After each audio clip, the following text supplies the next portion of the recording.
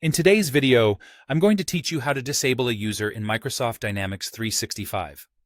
Sometimes it's necessary to disable a user, which means they will no longer be able to sign in or access Dynamics 365.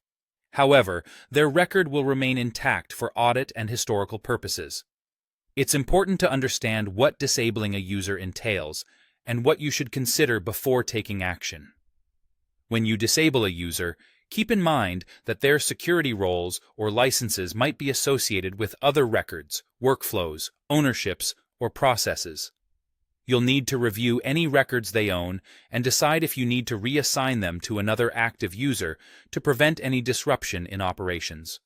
You'll also want to make sure that any special workflows or business processes that the user is part of won't be affected or fail by their being deactivated. Remember, disabling a user is completely different from deleting them.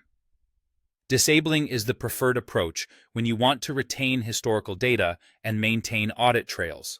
So, how do we go about disabling a user in Microsoft Dynamics 365 online?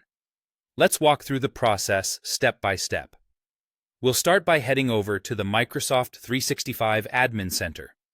You can do this by signing in at admin.microsoft.com with an administrator account.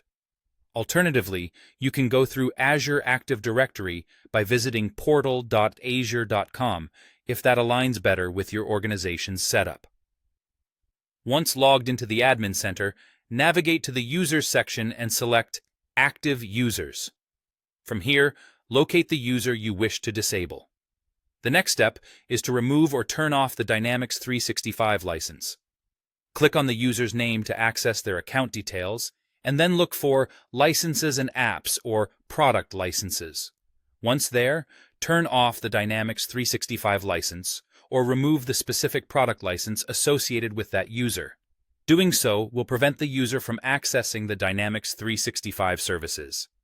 Now that we've handled things on the Microsoft 365 side, let's move on to our Dynamics 365 environment to fully complete the process.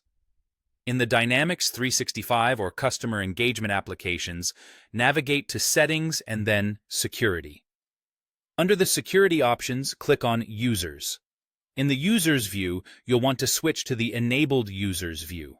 This will help you see the current users who are active. Find and select the user or users you intend to disable.